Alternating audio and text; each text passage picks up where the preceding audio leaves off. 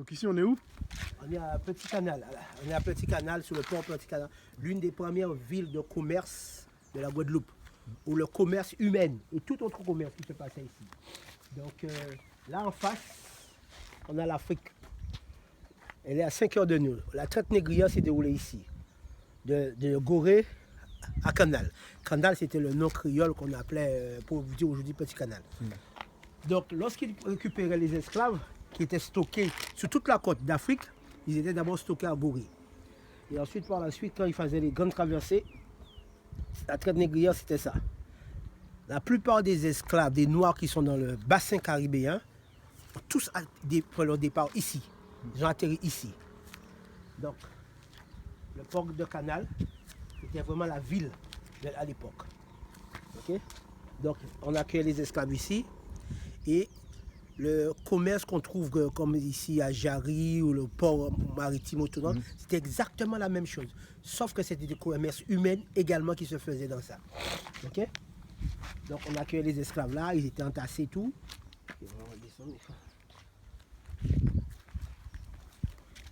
Et ils étaient traînés en même temps que de la marchandise. Enfin c'était de la marchandise parce que pour eux, les Noirs n'avaient pas de valeur.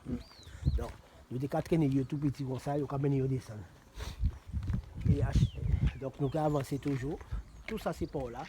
Bon pour là, le port a été reconstruit à l'effort. Il faut savoir que les années ont passé. Donc en arrivant un peu plus loin, on va montrer où seront les lavets. Donc en même temps qu'ils vendaient le riz, la farine, tout, c'est la même façon qu'ils vendaient les esclaves. Mais nous, bon, nous là pour voir pour tout le peuple là, qui j'en ai arrivé en Guadeloupe. Quoi. Ok. Bon, ils ont pu couper. Donc avant ces esclaves-là arrivés, ou quoi arriver là normalement, il y a une grande plateforme. Ils étaient qu'à baigner, c'est là qu'ils étaient qu'à laver, faire baigner son gros mot. C'est là qu'ils étaient qu'à laver ces esclaves-là. Ils étaient qu'à laver au jet d'eau, tout bitin.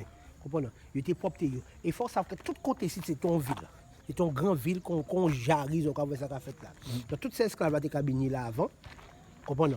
Ils étaient qu'à baigner, mettre yo. Ils étaient qu'à mener plus loin pour présenter yo. Alors à chaque moment, tu es déjà ni des gens qui viennent dans toute Caraïbe là avec bateau, que ce soit de Saint-Martin, Sainte-Lucie, Cuba, et bien on comme on vient acheter commerce, c'était même bien là. Donc ils viennent des caravelles là un peu de partout, et on vient acheter marchandises là. OK? Donc nous avons avancé. Après on lavé ces bougas, ils ont présenté plus loin à la marche des esclaves. Mais nous avons avancé toujours. Donc il faut savoir que côté site, là où tu es arrivé là, où tu as chaque boutique différente pour chaque bitin. Comment vous dire? Voilà, tout ça c'était commerce, c'était vraiment commerce qui était là. Donc, net qui fait partie des marchandises. Donc, tu as trouvé même des gens qui ont des sacs de farine ou qui ont trouvé l'eau pour acheter aussi. Comprenez? Ok? Donc, là à présent, on va voir le temps, l'histoire là, tout était disparaître. Mais vraiment que.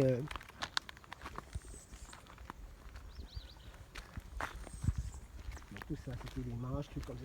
Bon, aujourd'hui, je crois que ça ressemble à un petit port, mais pas de port là à l'époque, pas de bateau là, c'était commerce, tout celle qui était là. Ok. Ça qui est arrivé, c'est qu'ici, on dit qu'on est dans les Caraïbes. Mais en fin de compte, ce n'est pas les Caraïbes.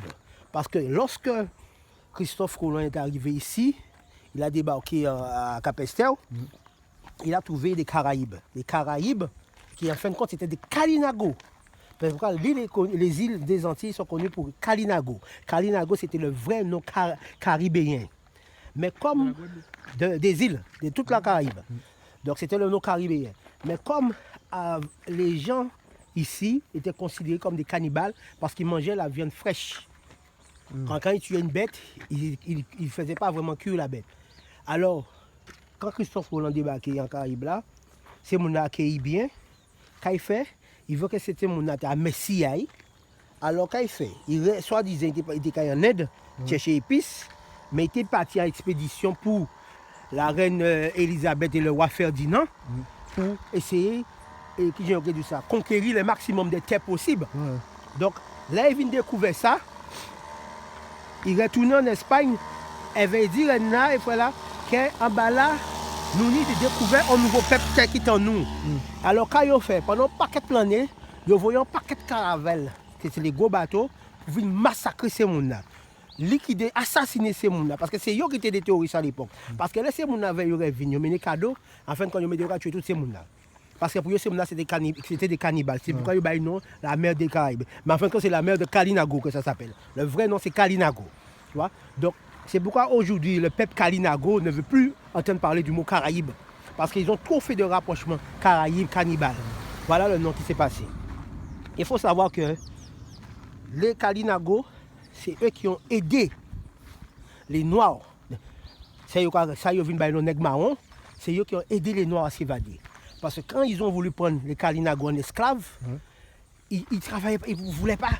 Soit ils se laissaient mourir, tu vois, soit ils étaient combattus, ou bien soit ils étaient tués. Et sur ça, en Kalinago, tête est raide. Parce que jusqu'à là, c'est là qu'avec là, alors qu'on dit, Dieu faut habiter, il ne veut pas faire, il ne veut pas faire. Ok?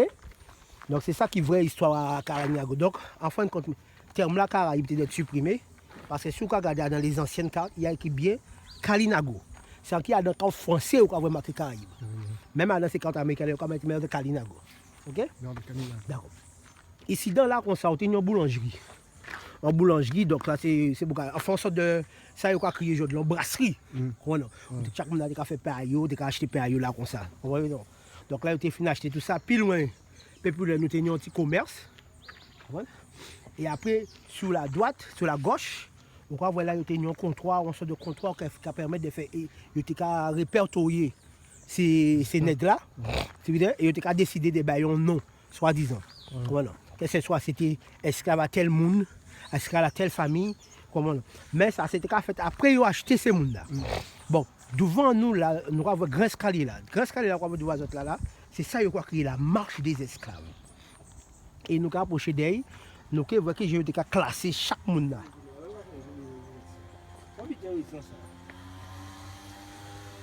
Ça a tout laissé.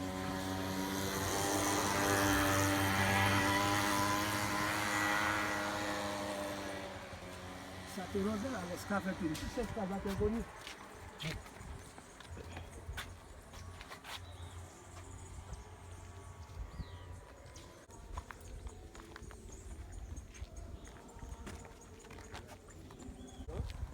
Là, il voit qu'il a mangé des esclaves. C'est-à-dire, chaque fois, il a commencé vente là, il a classé ces esclaves là par ethnie. Donc, nous avons ces toujours. Bonjour. Bonjour. Donc, regardez, la façon dont les escaliers ont été construits, c'est vraiment l'ancienne. Ça n'a rien à voir avec le béton d'autre. Donc, sous chaque marche, ils mettaient chaque ethnie différente. Chaque ethnie différente. Tu vas voir les Connards, il y a les Peuls, il y a les tout couleurs. Voilà, tu regardes sur le côté, ils étaient bien affichés comme ça à l'époque. Et la vente s'est déroulée sur le bas là. Donc, à ce moment, il faut savoir que les Peuls c'était déjà grands, petits, ils choisissaient seulement leur ethnie. Donc, à un moment donné, ils ne voulaient pas trop mélanger. Donc, ils étaient tous entassés comme ça. Donc, tu as plusieurs, hein.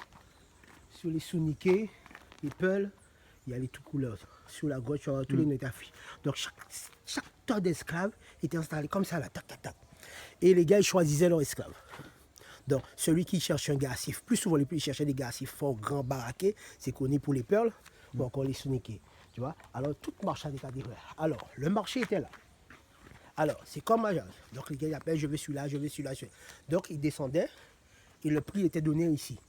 Tu vois? Et chacun achetait leur truc. Tu vois? Et ensuite, une fois que la vente était terminée, ceux qui n'étaient pas vendus, on les ramenait dans les prisons en attendant que les autres acheteurs venaient. Donc ces acheteurs-là, ils étaient sortis, que ce soit dans les îles à côté. Mais ils arrivaient en bateau, hein, ils arrivaient en bateau. C'est que c'était le commerce. Ils arrivaient en bateau, ceux qui étaient prêts à la vente tout de suite, ils étaient vendus.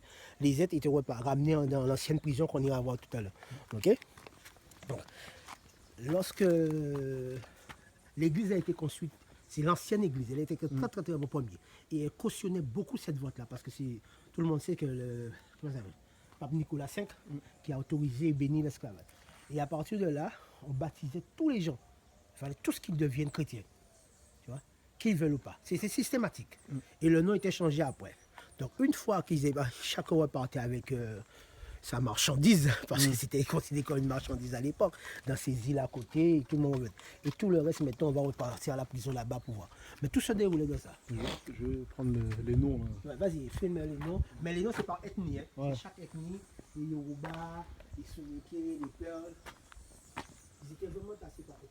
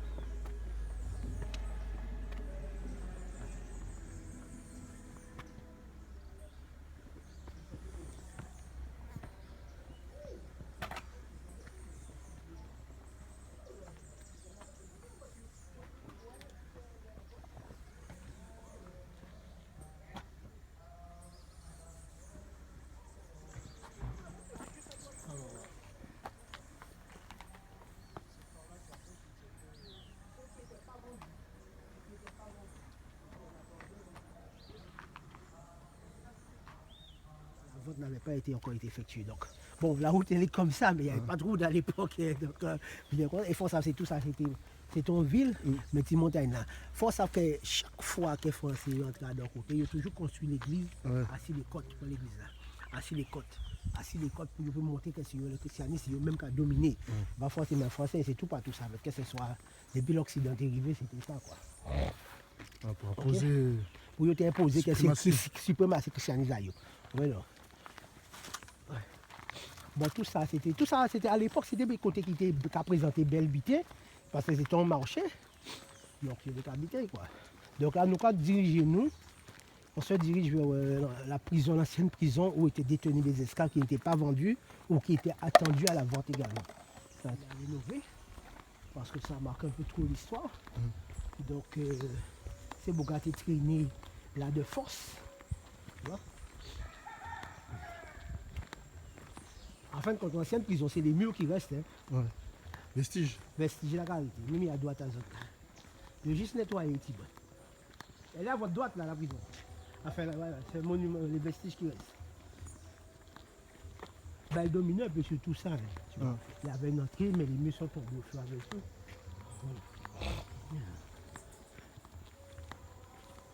On voit qu'il y avait des murs ici. Là, oui, c'était mis tout partout là, tout est cassé, tout ça. Parce que comme pas une image à ça, qui gens ça t'est vraiment lié, donc nous pas savons. Parce que nous là, t'es capable de tout ça. Pour ce qu'on veut dire. Et là, volontairement, ils ont laissé casser, ils ont détruit, ils ont laissé pied bois pousser dedans. Afin qu'on panique, ça finit. Donc c'est beaucoup de rentrer, il y a des faits beaucoup de là, comme ça. Et nous, c'est là, il y a juste nettoyé. Dernière fois nous vîmes là, ça fait une bonne débat là. Tout ça, c'était prisonnier, tout ça. Donc nous avons essayé d'entrer dedans, regarder qui ont caché la télé. Alors, mais c'est vraiment, je t'ai vu autour à prison là, mais tout ces bougatins en ça, dans petit bloc là, ça. Et gros pieds bois là, ça sont virés qui est dangereux. On ne peut pas couper.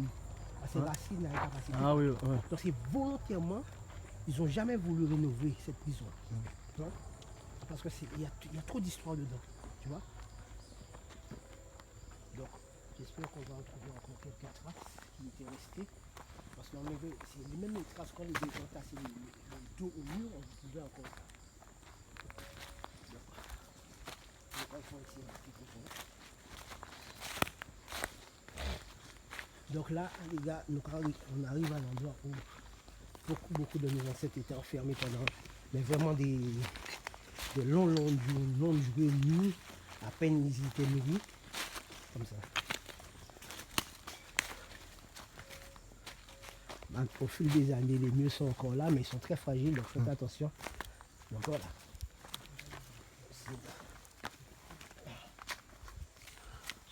Voilà, ça c'était l'entrée. L'une des premières geôles, c'était l'entrée. Et les petites prisons, c'était vraiment des petites cellules. Enfin, c'est des petits blocs comme on a trouvé en Gaulle. Voilà. Ça avait des grosses portes. Alors, on va encore pousser là. Les murs sont tombés vraiment cette fois-ci.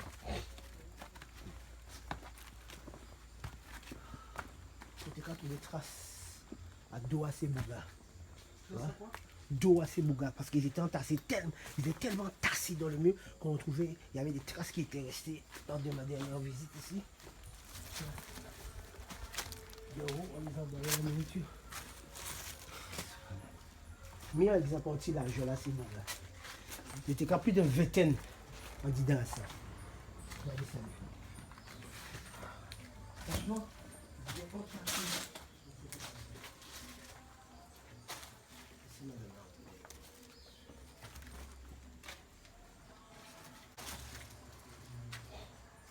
Semaine-là, de haut, on les envoyait juste quelques trucs à manger qui se battent entre eux. Il y avait, il était même, on a trouvé des traces qui mangeaient même leurs excréments parce qu'ils n'avaient pas à manger. Donc, comment même les fers, ils ne pouvaient pas s'échapper parce que le ferraille était tellement dur qu'il a encore résisté avec le temps. Ils étaient combien de personnes dans ce... On n'a pas le chiffre exact, c'est l'un contre l'autre. Parce qu'on les retrouve, on trouvait beaucoup d'entre eux morts, qui étaient morts là-dedans. Il y a beaucoup d'entre eux qui sont morts là-dedans, qui sont restés, même après l'abolition, qu'on a vu, il y avait beaucoup de cadavres là.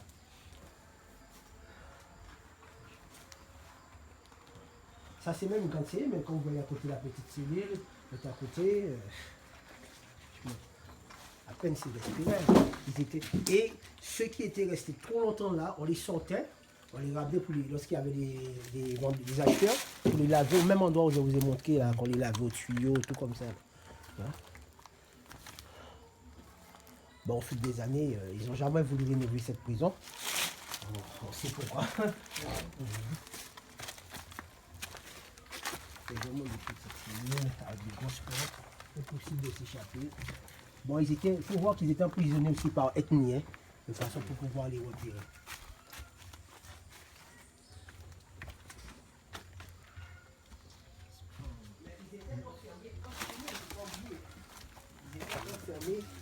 Très important, ils étaient emprisonnés, enchaînés.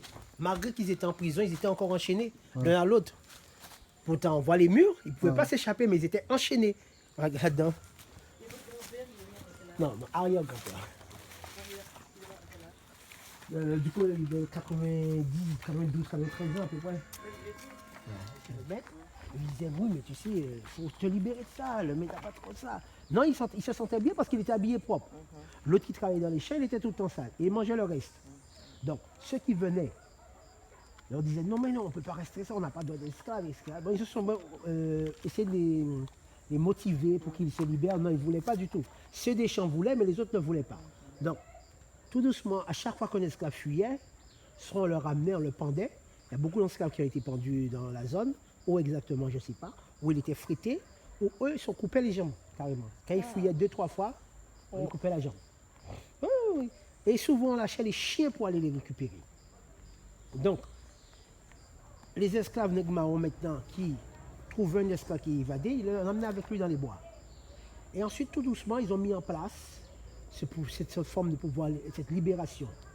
Donc, les femmes esclaves, c'est eux qui préparaient la nourriture pour amener le soir aux esclaves qui étaient en fuite. D'où on a une histoire qu'on parle souvent aux Antilles, qu'on parle de la femme potomitan. La femme potomitan, veut dire, c'est la femme qui... Comment on peut traduire ça? Le pilier de la famille, quoi, le matriarche. La matriarche, mais c'est elle qui gérait. Qui gérait le truc. Donc elle était dans les confidences. Potomitan. C'est le pilier central. Le pilier central, voilà. Ah ouais, le terme là, voilà, le pilier central. Donc elles ont beaucoup contribué à l'abolition de l'esclavage. Et comme les ethnies ne se comprenaient pas entre eux, mais ils savaient qu'ils voulaient fuir, ils ne se comprenaient pas entre eux. D'où ce langage est venu. Donc tout se préparait comme ça. Et quand il y a eu ce grand boom, mais une partie de l'histoire que j'ai un peu sauté parce qu'au moment que les esclaves étaient ici, il y a ce qu'on appelle le canal de retour. Je ne sais pas si vous avez entendu parler. C'est à l'époque pour amener le sucre jusqu'à Darboussier, ils ont causé à la main cette canal, cette rivière, enfin ce petit lac qu'on voit à côté là. Ça a été causé d'ici jusqu'à Babin à la main par les esclaves. Babin, c'est un peu loin. Mais ils ont vraiment causé le canal de retour pour pouvoir faire passer le petit caravelle bateau qui transporte le sucre jusque là-bas pour pouvoir amener en France. Et oui, c'est ça. Voilà. Donc, en même temps qui est arrivé, quand il y a eu l'abolition de l'esclavage et que les Noirs ont été fâchés contre l'Église, parce que l'Église a contribué beaucoup. Oui. C'est l'une même des piliers Oui, de l'esclavage. Quand cette Église a été brûlée, quand ils sont venus, ils avaient enfermé toutes les prêtres, les sœurs de l'époque dans l'Église, et ils ont mis le feu dans l'Église. L'Église a été reconstruite, mais cette partie de l'histoire, elle existe, mais volontairement. L'Église a cette partie de l'histoire. Ils ne veulent pas en parler, mais elle a vraiment été brûlée, l'Église, avec tous les prêtres et sœurs dedans, qui étaient dedans à l'époque. Parce qu'eux oui. contribuaient à l'esclavage. L'esclavage, mais c'était- Donc c'était quand ça a explosé, les gens se sont fuis un peu partout, et à ce moment, les béquets qui étaient sur l'île, ils ont été beaucoup d'entre eux, on les tuait. On les tuait parce que les esclaves les tuaient, parce que vraiment les esclaves ont vécu beaucoup d'atrocités ici. Parce qu'ils étaient encore de pure souche arrivés ici, et ils transmettaient ceux des bois transmettaient à leurs enfants ce qu'ils étaient. Quand il y a eu l'abolition, ils ont tué beaucoup. On coupait la tête des béquets ou on tuait les Alors le prêtres. béquet, c'était quoi Les béquets maintenant, c'était ce qu'on appelle les blancs. C'est-à-dire, comme je disais, que tous les anciens aristocrates que la France ne voulait pas, les bagnards, ils Ah oui. c'est eux qui maintenant qui ont été les propriétaires des nègres. Ces nègres-là qui étaient là. Avec Traskini à grands-parents, nous vins savent, la plupart des nègres qui étaient en Guadeloupe étaient musulmans. Et ça, c'est pas que trace à comportement. Parce que nous, aujourd'hui, nous avons une façon de laver, nous avons une façon de faire. Et ils ont toujours refusé qu'ils baptisent. Donc, si ils refusent qu'ils baptisent, c'est qu'ils ont déjà une religion. Parce que si on baptise, c'est qu'ils ont une religion. Et il faut regarder plus souvent, ils ont tourné toujours vers le soleil là. Parce que c'est à côté pour te prier. Donc, si on a refusé le christianisme, refusé de soumettre en photo à soi-disant Jésus au génie, donc nous avons trace qu'après ça, on a quoi dans le ciel. Voilà, c'est déjà une preuve pour nous quoi dans le ciel. Et comme dans trace là aussi, les façons que nous avons agi par rapport au comportement, nous pouvons dire carrément que c'est des gens soumis à la créature là.